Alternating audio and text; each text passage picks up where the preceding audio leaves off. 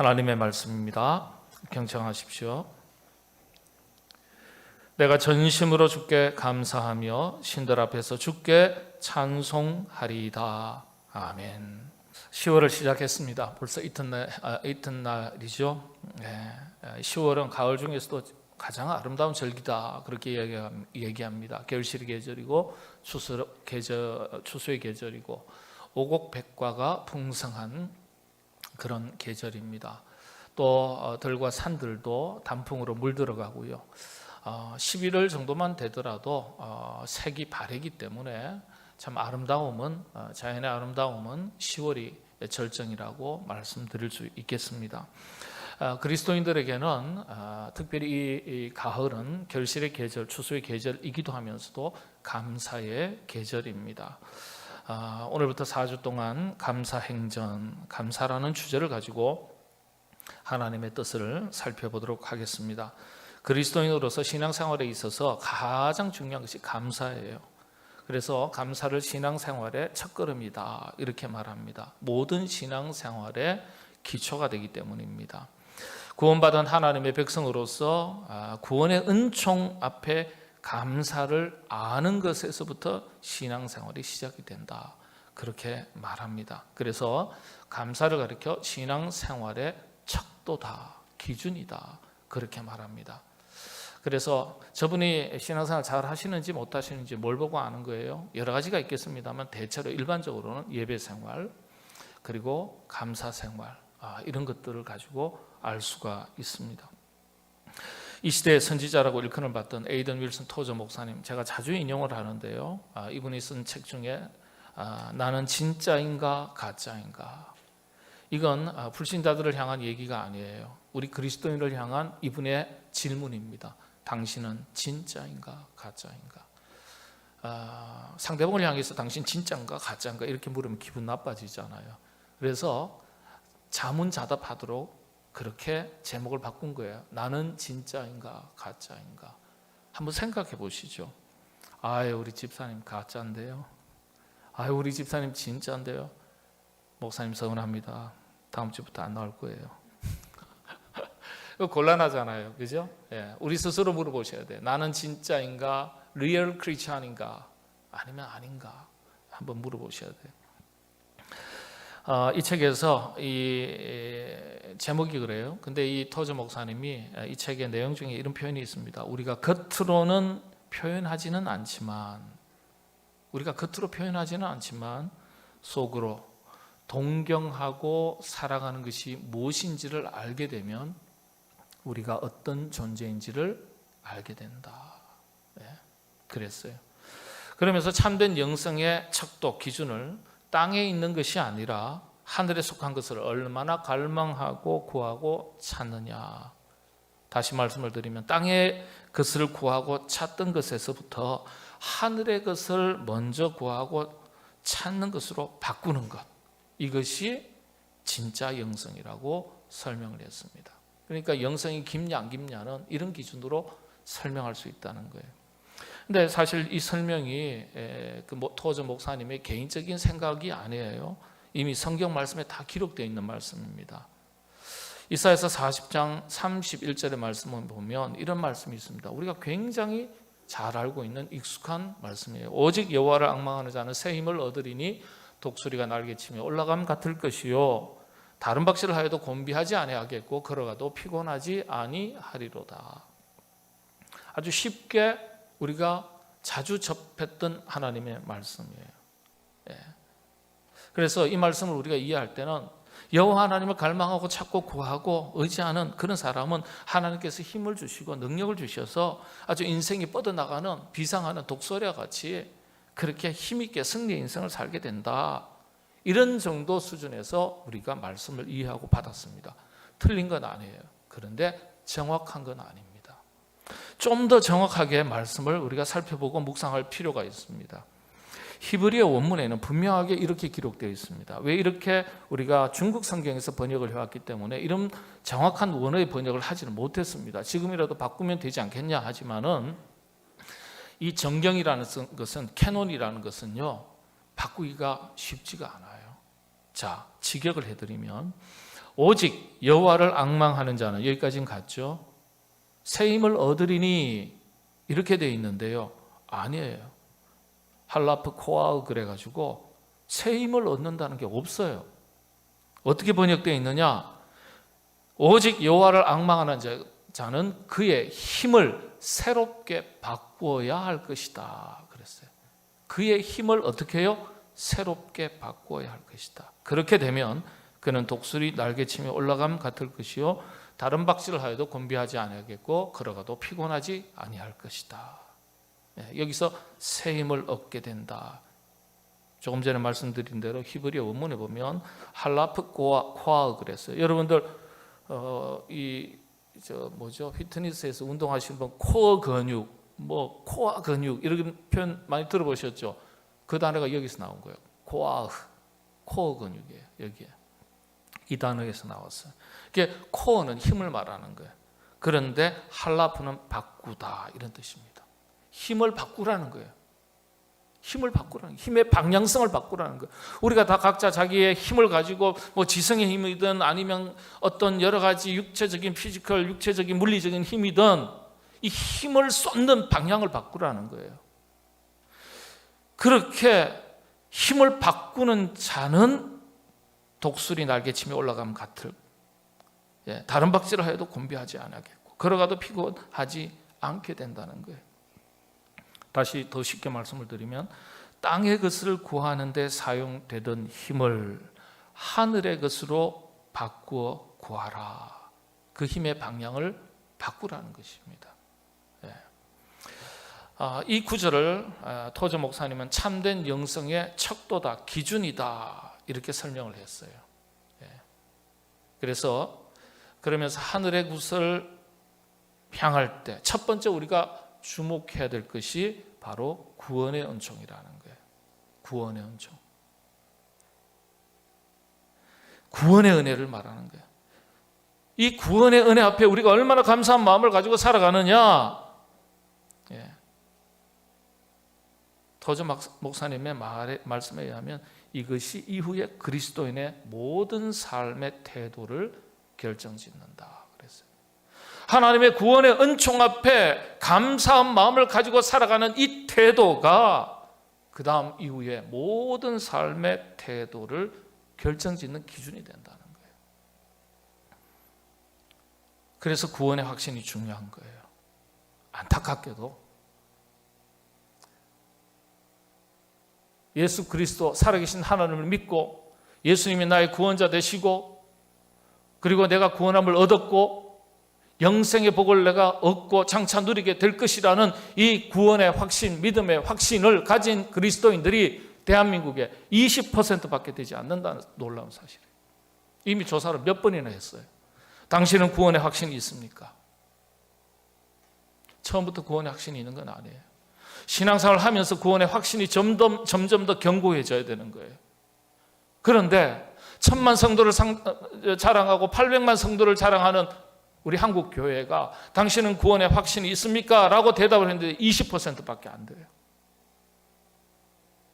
이 20%를 가리켜 어떤 시련과 고난과 역경이 찾아와도 자신의 목숨과도 바꾸지 않을 그리스도인들이다. 이 그리스도인을 가리켜 정의하는 말이 있습니다. 복음적 소수라고. 이미 신학계에서는 정리되어 있습니다. 복음적 소수라 그랬어요. 우리 모든 그리스도인이 어린아이가 자라가듯이 처음부터 믿음의 확신, 구원의 확신이 생기는 건 아니에요. 부족하다고 나쁜 건 아니에요. 틀린 건 아니에요. 그러나 신앙생활을 하면서 구원의 확신이 점점 더 견고해지고 분명해져야 된다는 거예요. 그런데 그게 많이 부족하다는 거예요. 그러니까 점검해 봐야 되는 거예요. 그래서 구원의 은총 앞에 믿음의 확신이 있을 때 그 다음에 신앙의 첫걸음을 뗄 때 그게 첫걸음이 감사라는 거예요. 영원한 생명의 선물, 구원의 은총 앞에 감사를 모른다면 어떻게 그 다음 단계로 신앙생활이 성장하고 성숙해질 수 있겠어요? 그래서 감사를 신앙생활의 척도다. 신앙생활 잘하는지 못하는지 영적 깊이가 있는지 없는지 뭘 보고 안다고요? 감사를 보고 안다 그랬습니다. 감사를 보고. 여러분들 시간에 가면 갈수록 구원의 확신이 여러분들 점점 더 견고해지시기를 바랍니다. 하나님 앞에 구원의 은총 앞에 선물 받은 것에 대해서 평생 감사의 제목으로 감사하며 살아가시게 되기를 바랍니다.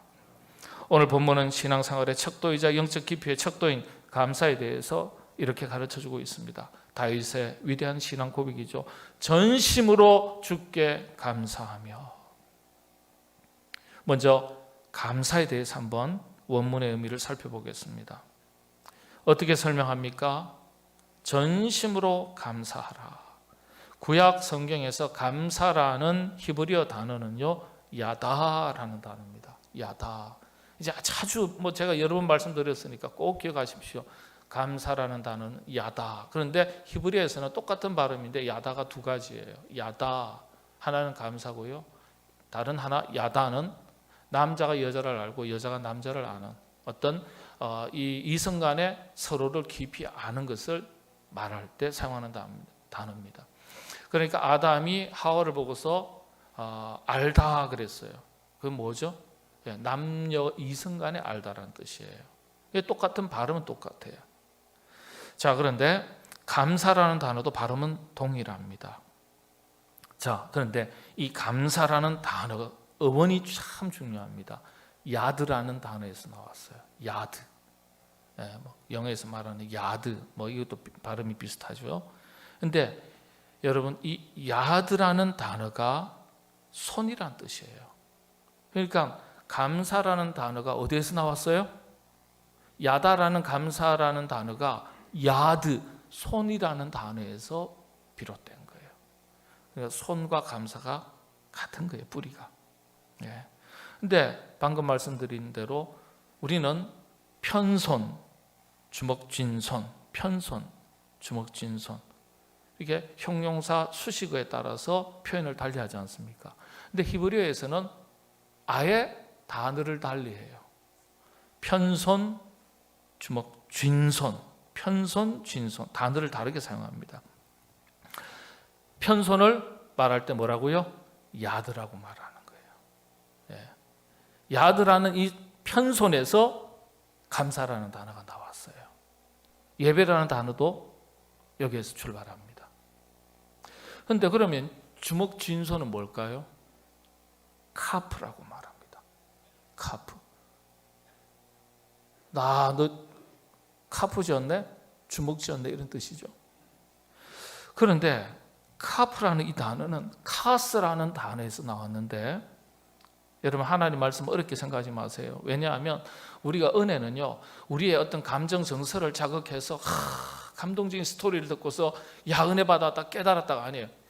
하나님의 은혜는 말씀을 깨달을 때 진리의 영이신 성령님께서 말씀을 깨닫는 그 자리에서 우리 심령 가운데 은혜 받도록 하시는 거예요. 그래서 말씀을 깨닫는 것이 전제되지 않는 은혜는 여러분 굉장히 개인적인 거예요. 그래서 하나님 말씀을 제대로 깨닫는 것이 중요해요. 그래야 은혜를 제대로 받는 거예요. 자, 쥔손은 뭐라고요? 쥔손, 우리 누구 집사님께 물어볼까요? 카프. 그렇죠. 근데 이 카프라는 단어가 카스라는, 맥주 카스 아니에요. 목사님 어떻게 카스를 다 하세요? 저도 세상에서 살고 있어요. 그 정도는 알고 있어요. 그런데 이 카스라는 단어에서 나왔어요. 그런데 이 카스라는 단어가 놀랍게도 어떤 뜻이냐? 고통을 주다, 이런 뜻이에요. 고통, 화나게 하다, 분노, 성가시게 하다, 슬프다, 이런 단어에서 나왔어요. 자, 한번 생각해 보세요. 주먹 쥔 손이 카프인데 쥔 손이 어떤 말에서 유래되었다고요? 고통, 분노, 그렇죠? 슬픔, 이런 단어에서 나왔어요. 간단해요. 쥐고 살면 어떻게 돼요? 움켜쥐면, 붙들면 내가 행복해질 것 같은데 오히려 내가 집착하고 붙들고 얽매여서 살고 움켜쥐고 살면 오히려 그것 때문에 우리가 고통을 겪게 된다는 거예요. 이게 욕심을 상징하는 것도 있죠. 욕심이 잉태하여 죄를 낳고 죄가 장성하여 사망에 이른다. 죽음이 뭘 말하는 거예요? 고통을 말하는 거예요. 그 고통을. 욕심이 고통과 연결되어 있는 거예요. 참 성경의 언어는 깊이가 있고 의미가 있어요. 꽉 쥐고 그러면 내 삶이 평안해지고 행복해질 줄 알았는데 쥐면 쥐일수록 고통이 함께 따라오더라는 거예요. 그렇다고 다 놓아버릴까요? 아니죠. 먼저 붙들 게 따로 있고 나중 붙들 게 따로 있다는 거예요. 영적 우선순위가 중요한 거죠. 이 편손, 야드라는 말에서 나왔는데 참 이 편손 기가 막히죠. 예배. 그러니까 여러분들 이 편손이란 말은 이 이스라엘 전통 문화에서 어떤 대상을 향해서 손을 드는 것, 손을 펴는 것, 그분의 주권을 인정하고 하나님께 감사하고 그분을 높인다 이런 뜻이겠죠. 예배를 의미하는 거예요. 그래서 우리가 찬양하지 않습니까? 내가 주인 삼은 모든 건 내려놓고, 그렇죠? 내가 움켜쥐고 집착하고 얽매여서 살았던 이 휘둘려서 살았던 이 모든 것을 내려놓고 내가 주인 삼던 모든 것을 내려놓고 주님 앞에 나아가는 것. 기가 막힌, 여러분 이 찬양은 그냥 들을 찬양이 아니에요. 신앙 고백이고 말씀을 기초한 찬양이죠. 이제 감사에 대한 성경의 의미가 분명해졌습니다. 쥐고 있던 땅의 것을 내려놓고 하늘의 하나님을 바라보면서 더욱더 가까이 나아가면서 구원의 은총 앞에 전심으로 감사하는 것. 그래서 하나님께로부터 멀어졌던 마음을 되돌려 놓는 것이 진정한 감사의 의미입니다. 여러분 선물도 마음이 없는 선물 있을까요? 없을까요? 그런 선물은 별로 없을 것 같아요. 선물은 다 기분 좋아요. 그렇죠? 근데 선물은 뭘 말하는 거예요? 물건을 말하는 거예요? 아니요. 마음을 말하는 거잖아요. 마음이에요. 그러니까 우리가 하나님 앞에 감사한다는 것은 이것이 전제돼야 돼요. 뭐가요? 우리의 마음이 전제돼야 돼요. 하나님께로부터 멀어졌던, 거리를 두었던, 등을 돌렸던 마음을 하나님께로 돌리는 것이 감사의 시작이에요. 그리고 나서 나머지가 따라가는 거예요. 나머지가. 이게 진정한 감사의 자세죠. 그런 감사, 전심으로 주께 감사하라. 그게 감사예요. 자, 그렇다면 여기서 한 가지 더, 이 감사의 의미를 더 깊이 의미를 찾아볼 수 있는 말씀이 있습니다. 그게 뭐냐? 전심이라는 단어예요. 전심. 우리는 전심이라는 단어를 어떻게 이해합니까? 온 마음과 뜻과 정성을 다해서, 최선을 다해서 그런 뜻으로 이해합니다. 맞는 말씀이에요. 그러나 더 깊은 의미가 있습니다.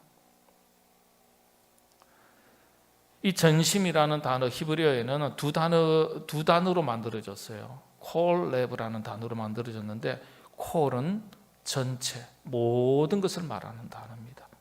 레브는 더 구체적으로 우리의 마음, 심장, 의지, 지성, 이 모든 것을 포함하는 굉장히 범위가 넓은 그런 뜻의 단어입니다. 콜레브. 모든 것, 모든 것. 그래서 전심이라는 이 단어는요, 어떤 것이냐 하면 모든 것에 대해서, 모든 것을 가지고 감사하라, 이런 뜻이에요. 모든 것에 대해서. 그러니까 여러분들 잘된 것만 가지고, 얻은 것만 가지고 감사하는 게 아니에요. 이런 전심이라는 기준에서 감사를 하게 되면 가난해도 감사, 병들어 아파도 감사, 일에 성공해도 감사, 실패해도 감사. 웃지마라 간조 선생의 그 유명한 찬양 있잖아요. 예수로. 아시죠? 잘 모르시나요? 다음에 한번 부를게요. 일에 실패해도 아파하거나 실망하고 낙심하지 않고 잘 되겠지, 더 망하지 않은 것에 대해서 감사하고.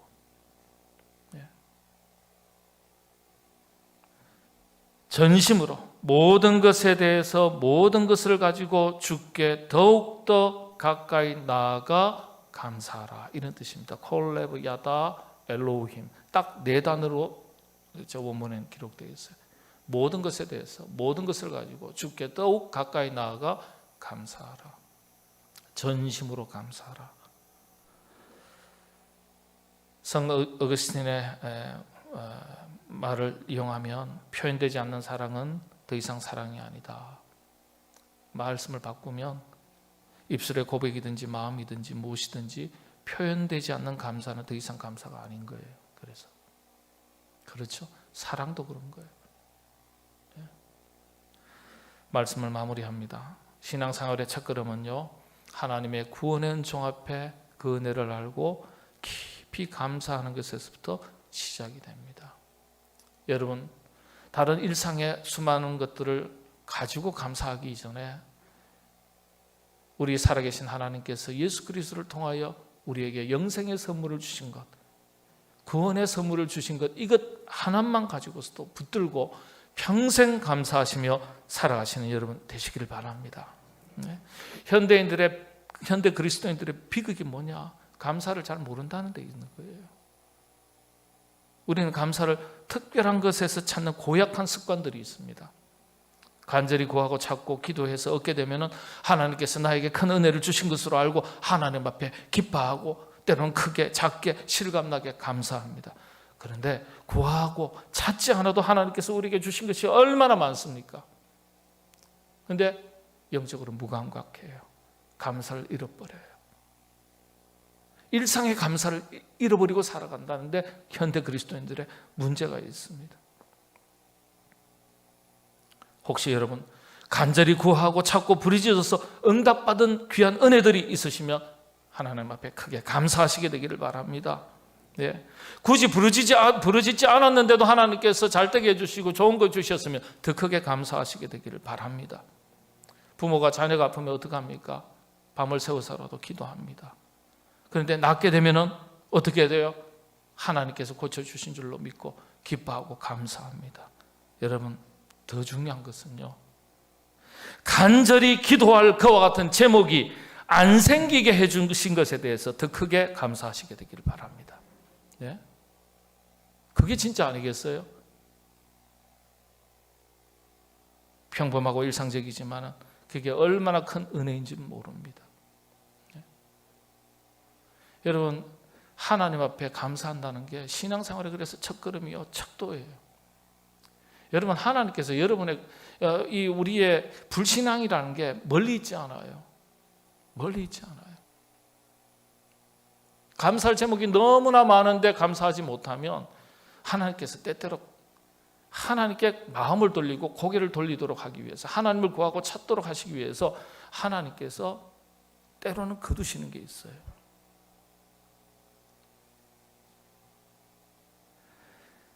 이 시간 여러분, 하나님으로부터 혹시라도 멀어진 마음들이 있다면 주께로 더욱더 가까이 돌려놓으시게 되기를 바랍니다. 여러분, 베풀어 주신 구원의 은총 앞에 평생 감사의 제목을 삼고 살아가시게 되기를 바랍니다. 모든 것에 대해서 모든 것을 가지고 크게 감사하시게 되기를 바랍니다.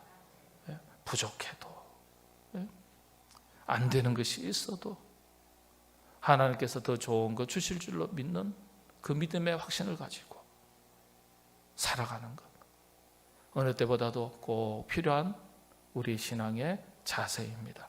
주님께서 부탁에 말씀하셨죠. 항상 기뻐하라, 쉬지 말고 기도하라, 범사에 감사하라. 이는 너희를 향하신 하나님의 뜻이니라. 여러분, 하나님의 뜻대로 살아야 하나님 은혜 가운데 살게 됩니다. 하나님의 뜻대로 살지 않는다는 것은 하나님의 뜻을 거스르는 것 아니겠어요? 불순종 아니겠어요? 불순종의 열매를 얻고 살고요, 순종은 순종의 열매를 얻고 사는 겁니다. 그러니까 어떠한 순간에라도 범사에 감사하라. 너희를 향하신 하나님의 뜻이니라. 이 뜻대로 한번 살아보시게 되기를 바랍니다. 하나님께서 약속하신 대로 다윗의 고백이지 않습니까? 그 어려운 순간에서도 전심으로 주께 감사했더니 이스라엘 왕국의 위대한 왕으로, 별과 같은 왕으로 다윗을 세워주신 거예요. 하나님께서 큰 은혜를 더해 주신 겁니다. 여러분들도 하나님 앞에 감사할 때 그와 같은 풍성한 은혜 더해 주시기를 바랍니다. 기도하겠습니다.